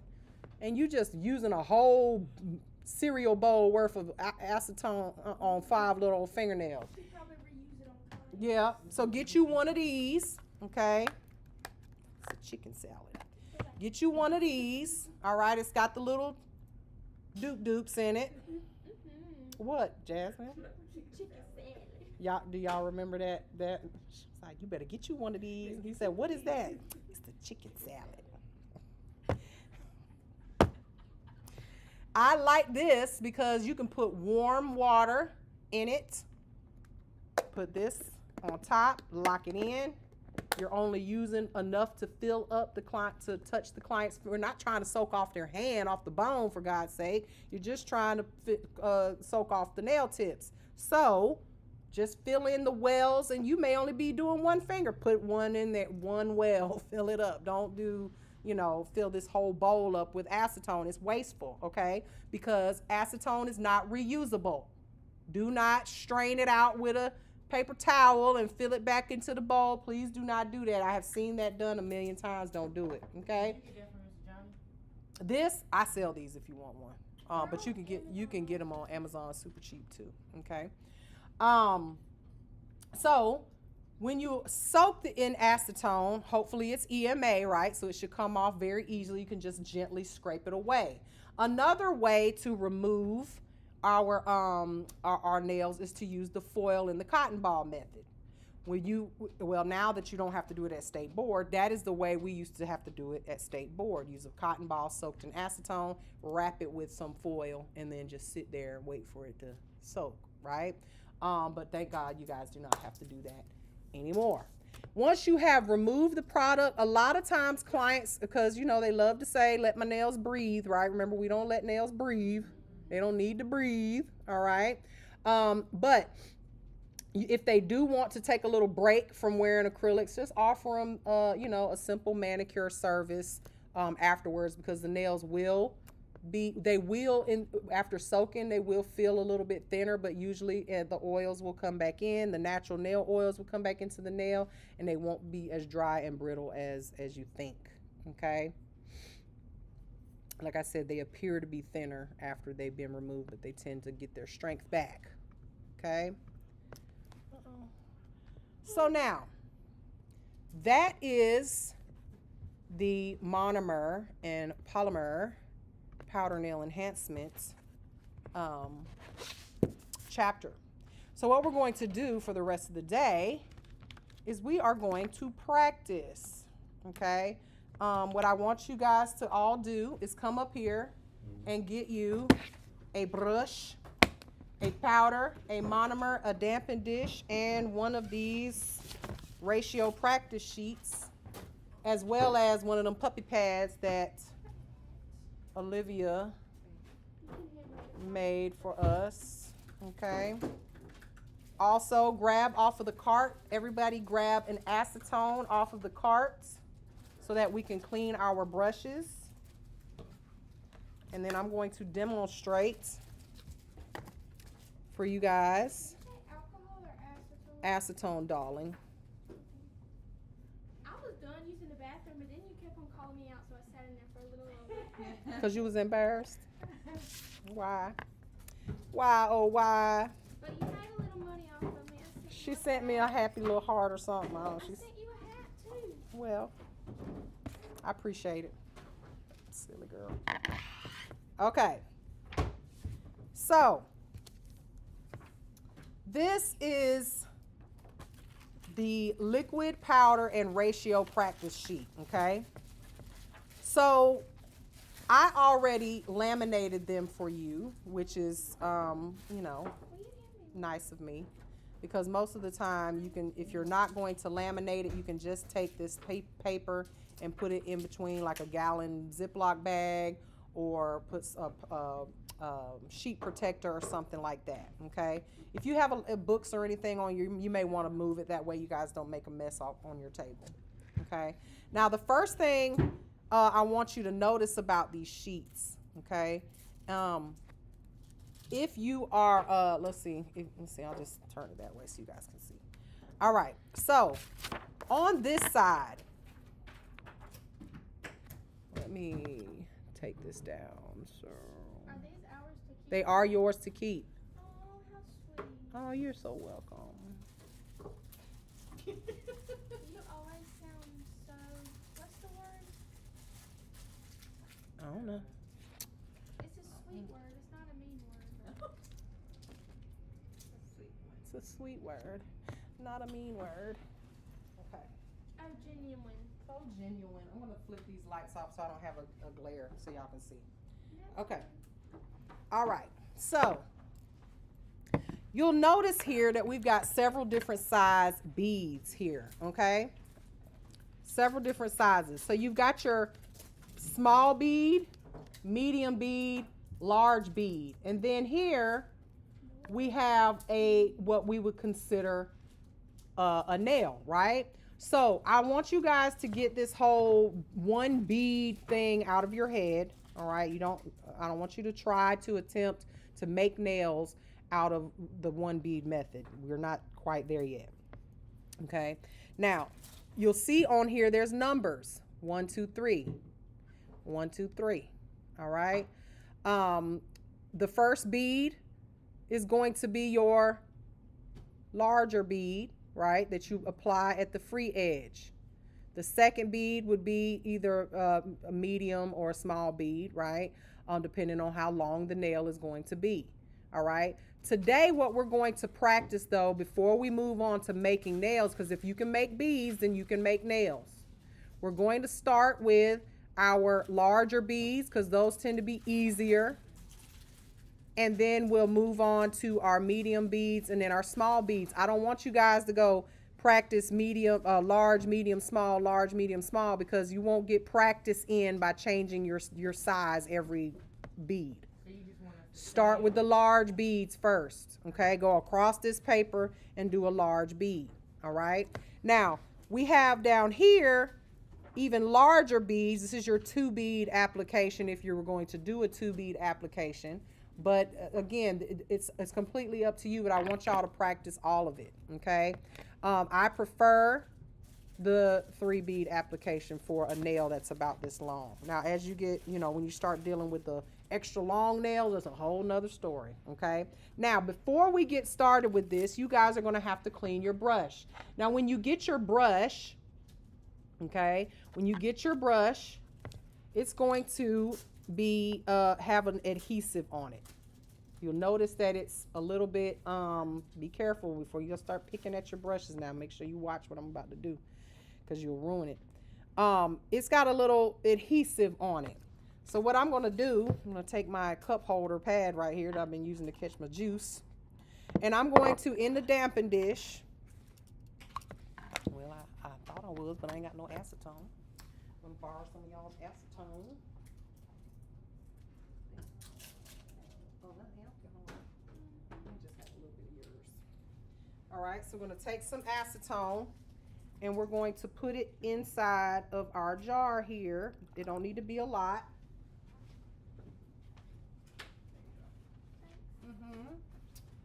And before we put it in the acetone, we're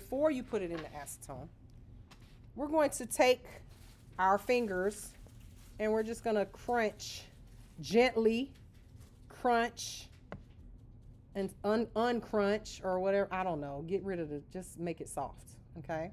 And we're going to kind of fluff it. And what that is a little adhesive that they put on there for when you first, it's in travel to getting to you so that it doesn't ruin the shape of the brush, okay? So see how she's nice and fluffy like a little cat hair, okay? Or rat hair, I don't know. It's a weasel, y'all.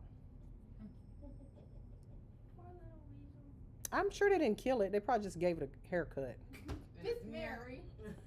It's probably mounted on somebody's wall. A weasel? A bald-headed weasel. Okay, so we're taking this. And you'll see, if you look at it, you'll see like little white fluff stuff coming off of it, all right? And the only reason I say do that first is because why put it in the acetone and get the acetone all gummy and sticky when you can just go ahead and get some of it out now, okay? Now, what we're going to do is clean it. We're going to go inside of here, and we're just going to go back and forth and kind of, you see how she's spreading in there? Just fan it out, okay? You want to fan the brush out, make sure that it's nice and clean. Do you recommend those dog pads for application? Heck yeah, rather than a paper towel. A paper towel will have your table all sticky and monomer all over it. They make fancy ones for nail techs that's real expensive. They're like $10 a pack for like 50 of them. And doggy pads, you can get 250 of them at Sam's for like, I don't know, $19 or something. They do. They make all types. They even make, you can get something similar on Amazon, but they're those dental bibs, like those, there's just no different. These are just cheaper. I'm going with the cheaper option. I spend my money on glitter, baby. I don't spend it on those nail products like disposable nail products. But you'll notice now when you clean it off, it has now this is my preference. I prefer a brush that is pinched, okay? Some people prefer their brush to be more rounded. So again, when it's pinched like this, you can shape it by just, if I wanted to get it back to the shape it was when I bought it, you see how I did that? I just kind of twisted it on the tape, on the pad here, to give it more of that point that it had when I first opened it. Okay, so let me zoom in a little bit.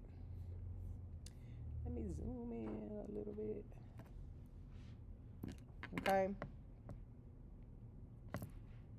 so when everybody's brush is clean, and you'll know it's clean because when you'll be able to, the acetone will dry a little bit, but everything won't be sticking together. Okay, if you have stray hairs, okay, for instance, I got a couple of strays right here. Do not pull them. Okay, don't pull them.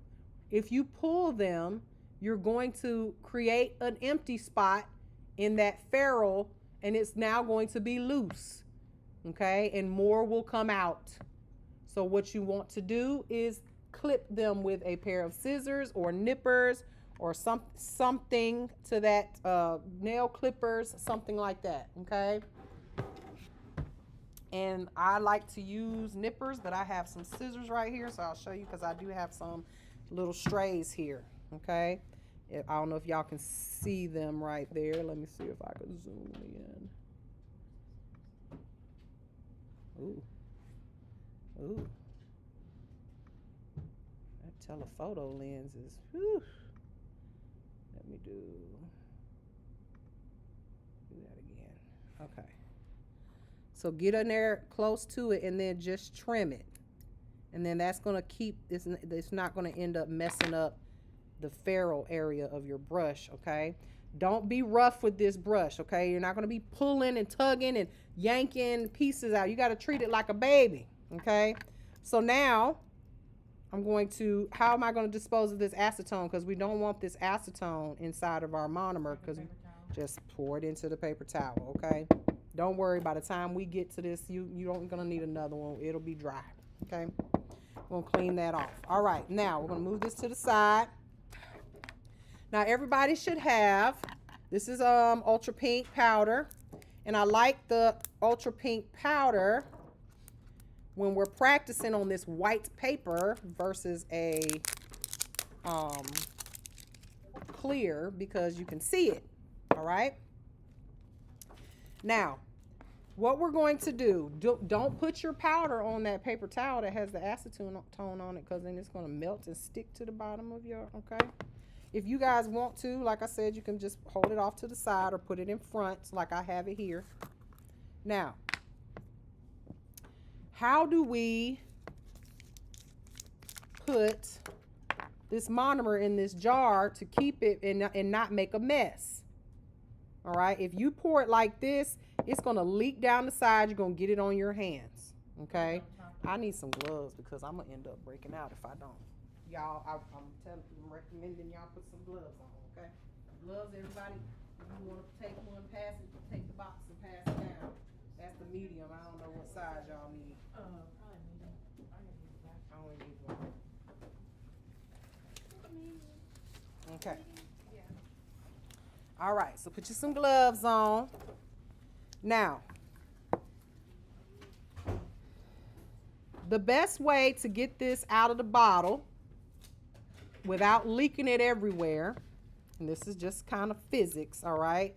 You're going to take the bottle and put the ferrule of the brush up against it like this, okay?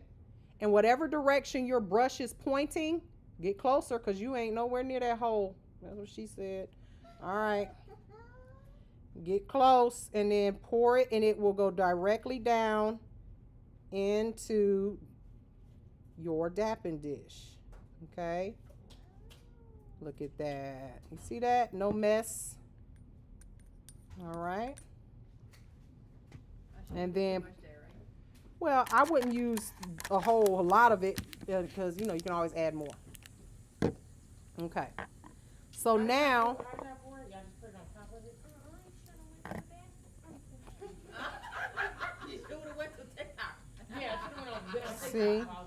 see. But look what I'm doing here. Just take it and you lay it up against the brush. Okay. And point the brush towards the dapping dish, and it will go right down the brush into the bottle. I mean, into the dapping dish, and not all over the place. Okay. Now, before y'all try to attempt this, I want you to watch me do it first. Okay.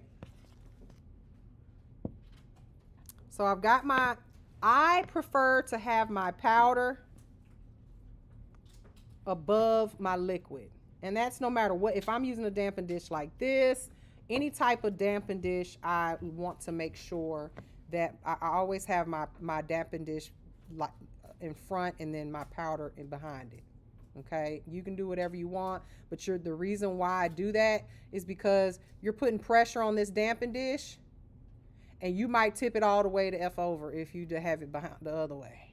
All right, so if you had it this way, you go to and then you push it and it tips over. All right, I got something that I can that's just my way of doing it. All right, they make all these fancy schmancy little dampened dish carriers and holders and all that stuff, but that's completely up to you. Just try not to put it in a huge one.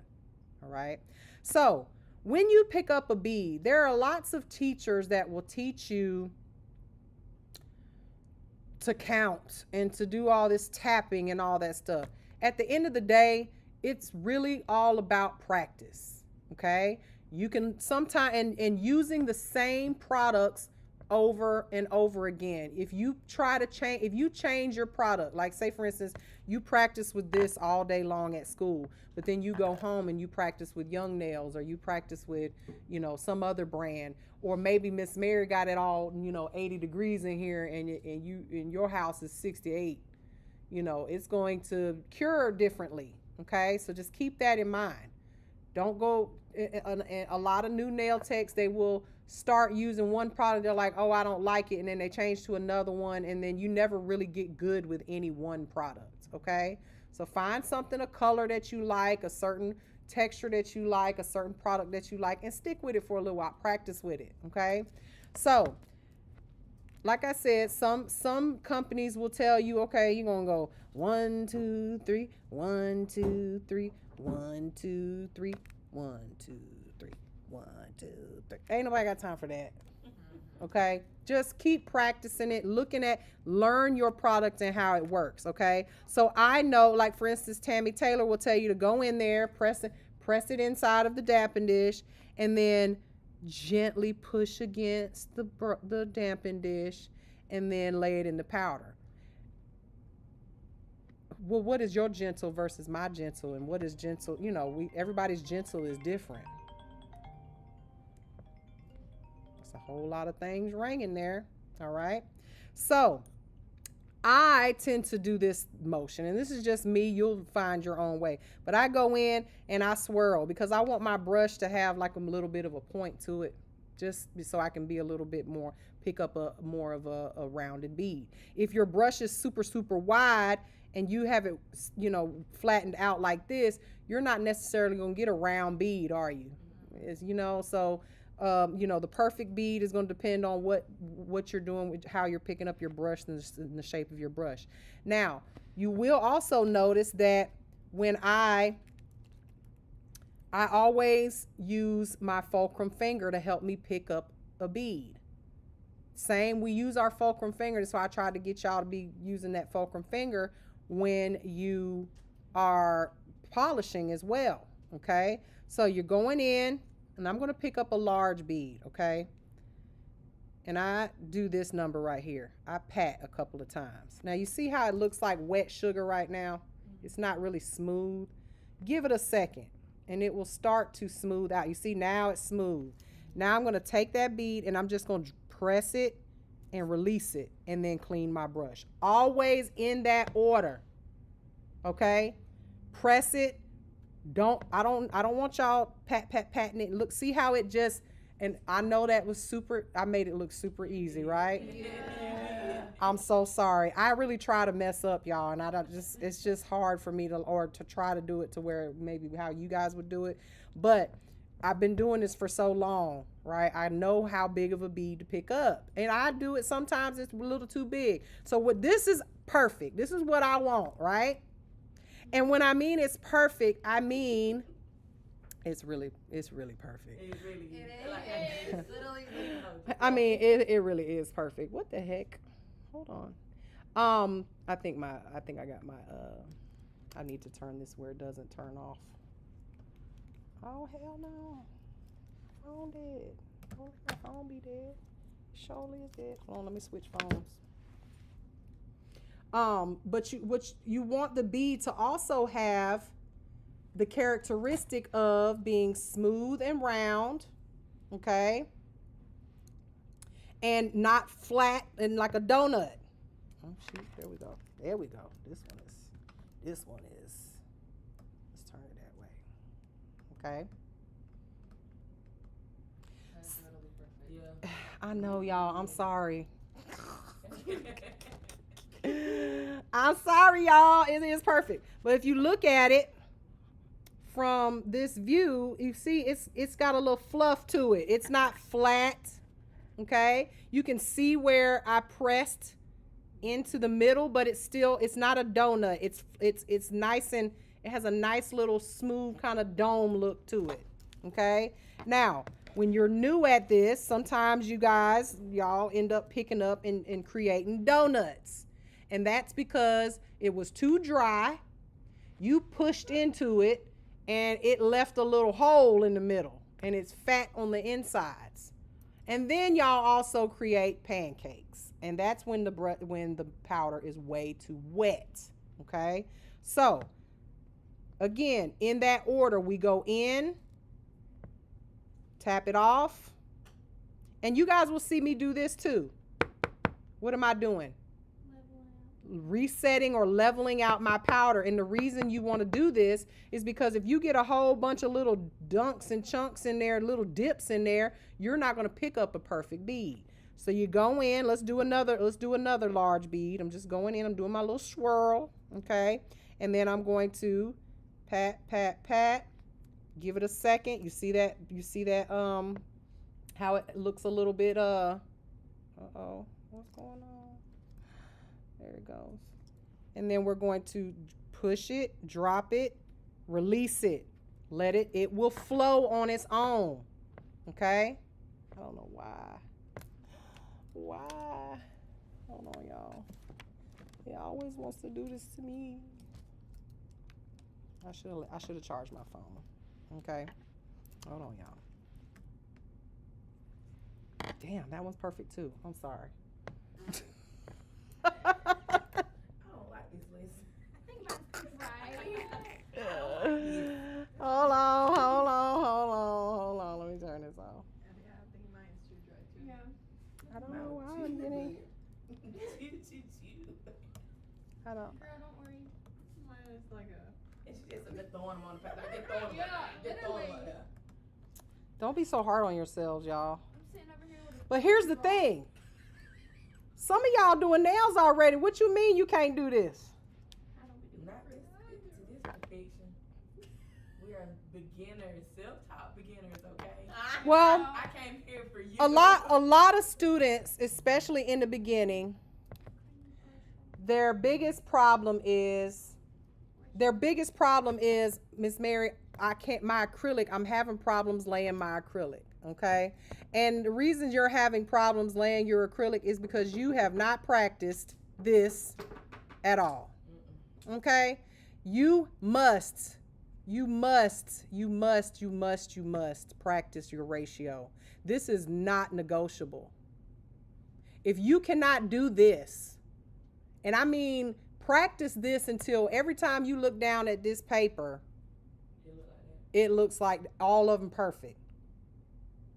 Because if you can do that, then you can absolutely make nails out of it, okay? You absolutely can make nails, and no excuses, okay? I got this thing got charged, and this one is a pancake. Literally. So practice with all of the Large one. yes, practice with all of the large ones first. Let me plug this up so we can get this. Don't you ask me that. What'd I just say? You got to have a feel of it. You got to practice, and you got to just feel do 3 swirls and see if 3 swirls works. If 3 swirls don't work, do 2 swirls. I don't count the swirls. I wait for the brush to look a certain way. I don't want it. So let me see if I can try and mess this up real quick. So if I go in and I see how my brush is dripping liquid here, I'm as soon as this charges, just give it a second and then I'll put it up there. But it's dripping liquid. So if I just kind of gently tap on the side, go in, and then I pick this bead up and immediately put it on here and press it, watch what's gonna happen. It's charging now, y'all, so give it a second. Just watch it. We got us a pancake, okay? Look at it. Y'all see it now? We got us a pancake. All right, now we back charged, so I'm gonna put it on this phone. Let me put it on here. Come on. I should have plugged it into this to begin with. All right. So now I'll put the other phone in. All right.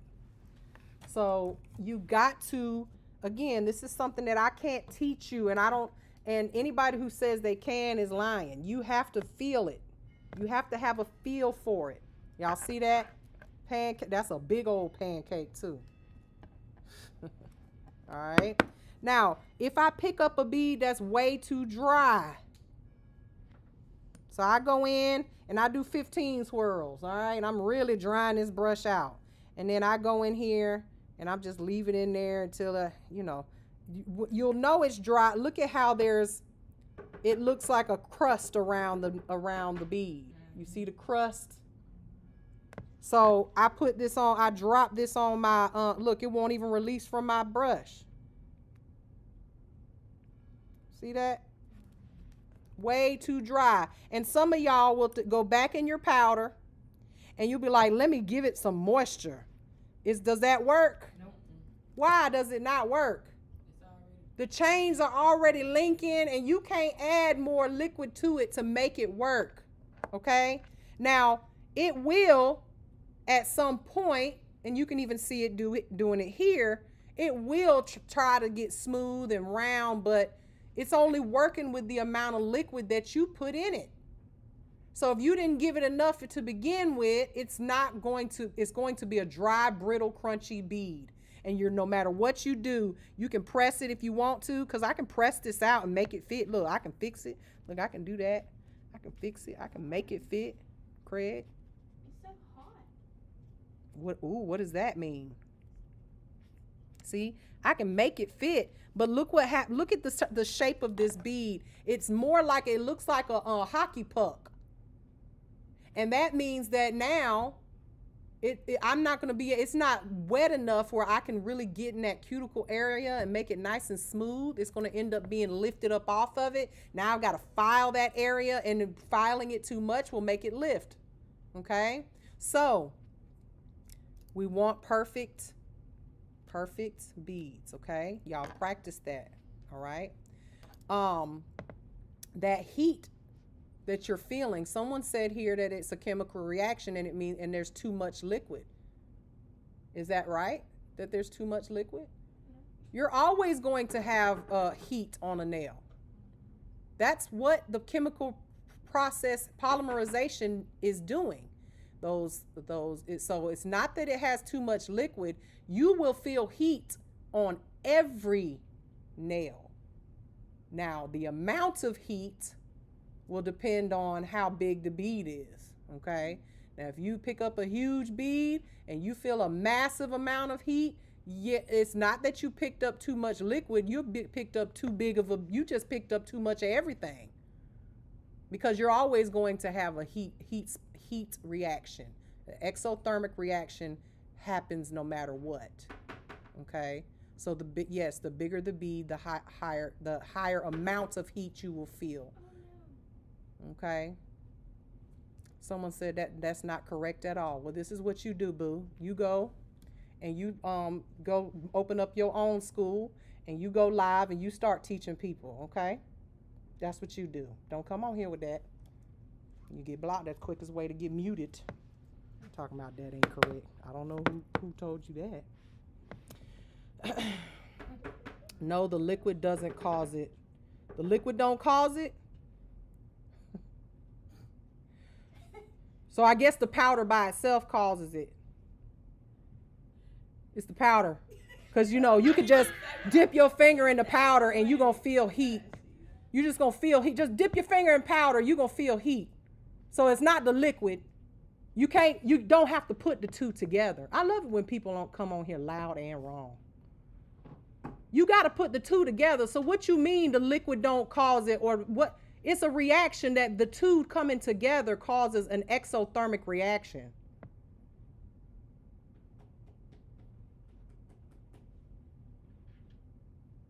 Okay, y'all got it? Okay.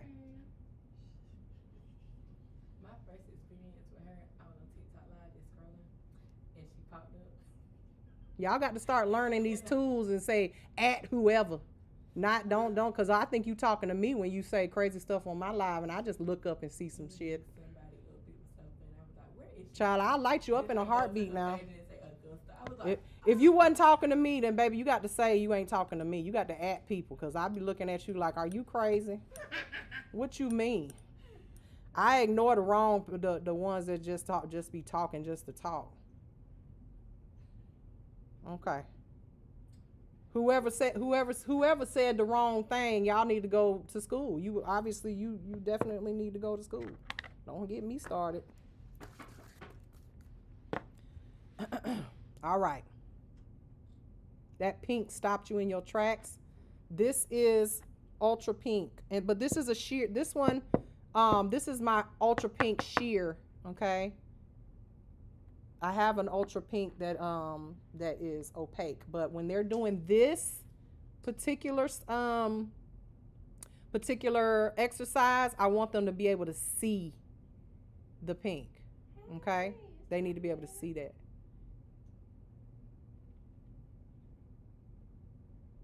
Is it getting better?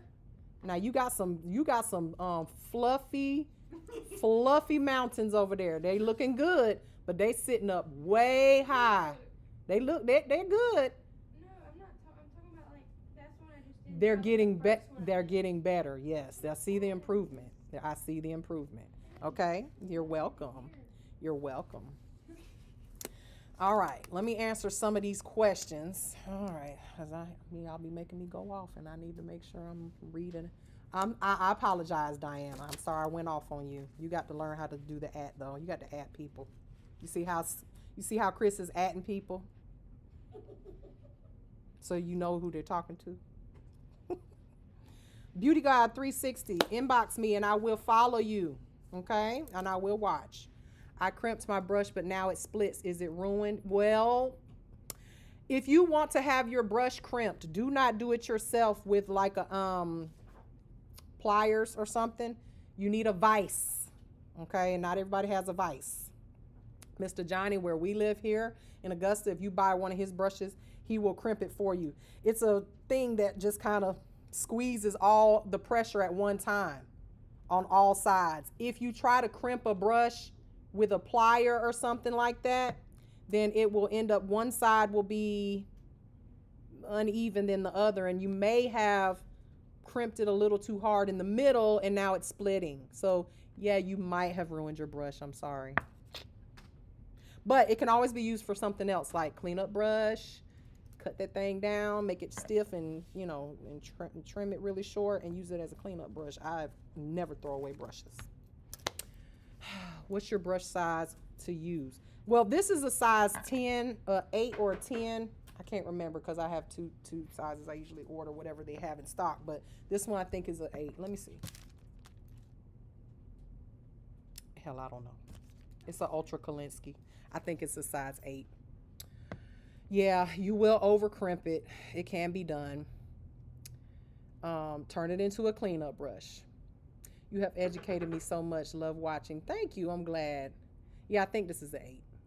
But it's very, very, very good for beginners. A lot of the students end up keeping these brushes. They just love them. Yes, we will have the same class tomorrow. I was going to teach nail wrapping and dip nails today, but my nail supplier didn't have the one that I wanted. What? Y'all need the lights back on? Let me turn the lights back on. What you got, a donut? Let me end this live. Not this live, but the YouTube.